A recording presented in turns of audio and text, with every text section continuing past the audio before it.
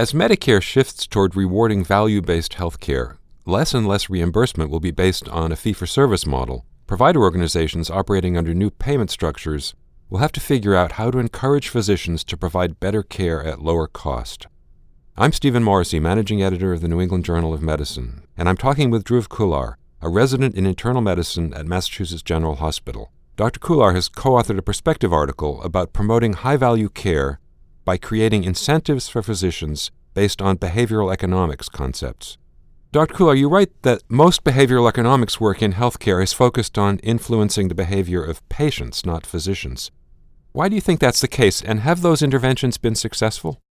I think it's right that most behavioral economics work in healthcare has been focused on changing patient behavior.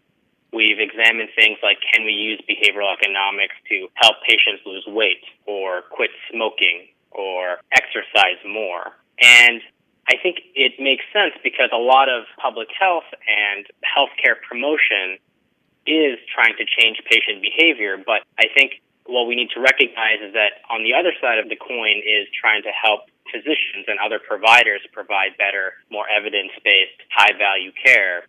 And here what we wanted to explore is whether some of those same concepts can be used to help providers and health systems make better decisions that perhaps more closely adhere to guidelines or make decisions that help reduce systemic insufficiencies.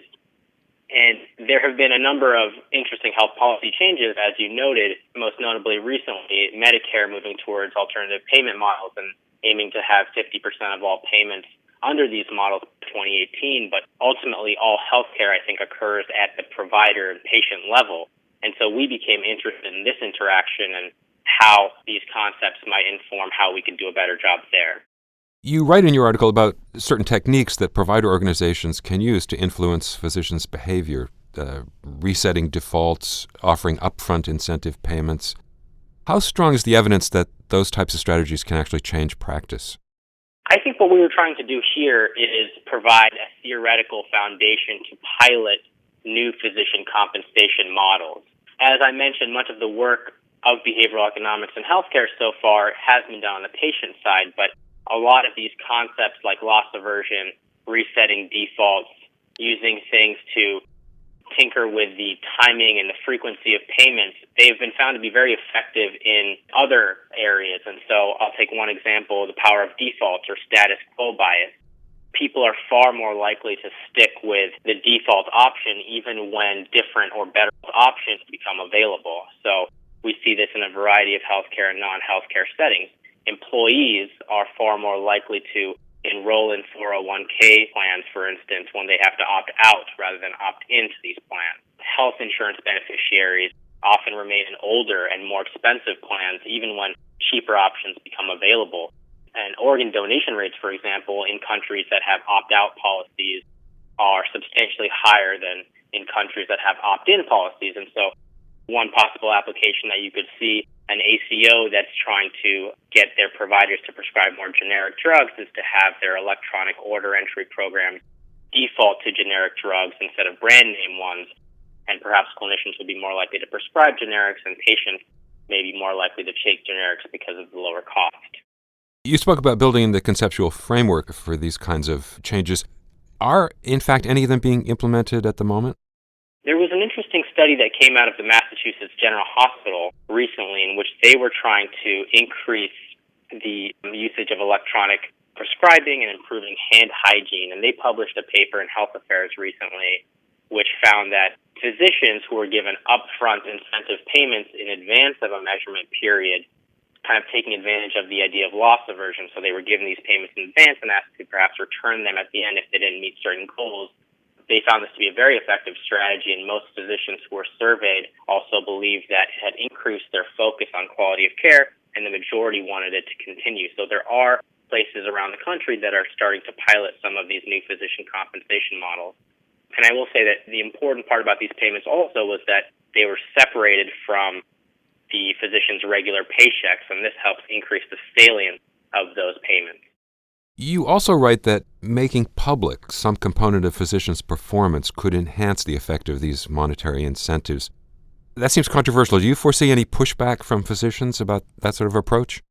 I think there will be. I think we've already seen that with other areas of medicine that we've tried to make public, that doesn't mean that it wouldn't be a very effective strategy, I think. Ego is not in and of itself a behavioral economics concept, but I think it can sometimes be helpful for driving behavioral changes in much the same way that other concepts do. I think it's sometimes related to this idea of overplacement bias, where individuals tend to overestimate their ranking among peers, and any information to the contrary, for instance, learning that one's rank on a specific metric is lower than expected, can be used to spur better performance. But I think organizations also have to be mindful, and they have to be sensitive that not all physicians would appreciate this kind of transparency, and so it's a decision that will have to be made within organizations, I think. And going further, as you say in your article, not all decisions in healthcare would actually benefit from behavioral economics concepts. What areas are not amenable? Are there examples of attempts to use behavioral economics that have backfired in medicine?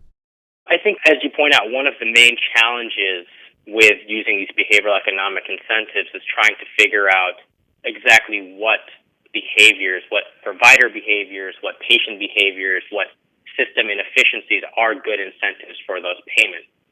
And I think the most effective applications will probably be behaviors that fall into three buckets. One is evidence or interventions that have a very strong evidence base. So you might want to incent or use behavioral economics applications to incent things like ensuring guideline-based statin therapy or increasing colonoscopy rates. Another bucket is things that are kind of systemic inefficiencies. So promoting noontime discharges or early hospital discharges. Clearly, these are things that are important, but sometimes fall through the cracks because there's a kind of diffusion of responsibility for making it happen.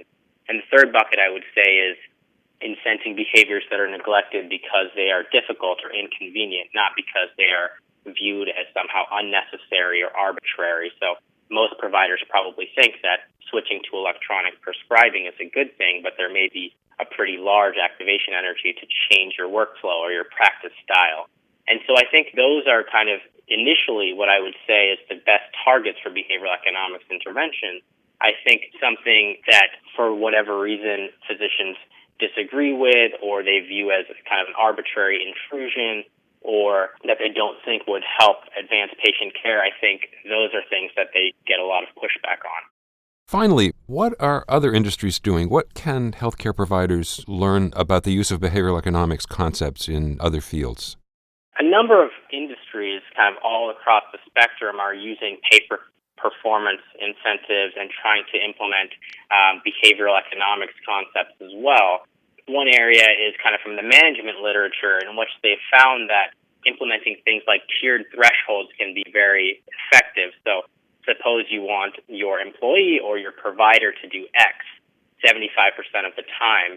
One might envision a scheme in which you give payments for having 75% of your panel at HA1C goal, or in another industry of making some kind of mark at 75%. And you might envision another scheme in which you have payments for reaching a 50% or 60% or 70% threshold. And behavioral economics suggests that the latter is far more effective, and this is borne out in the management literature as well, and this is motivated by something called goal gradient theory, which suggests that people's tendency to achieve a goal increases with their proximity to the goal. So there was a very notable study that comes from analyzing people's behavior at coffee shops. So when they are given buy 10, get one free promotions, the authors find that the time in between coffee purchases decreases significantly as we approach the free coffee. And so you could see that in medicine or in other industries, providers that are very far away from a particular target are unlikely to achieve more effort to achieve it, while those who have already reached the goal have no additional incentive to devote more resources. So implementing a tiered threshold payment scheme can be one way to get around this problem. Thank you, Dr. Khullar.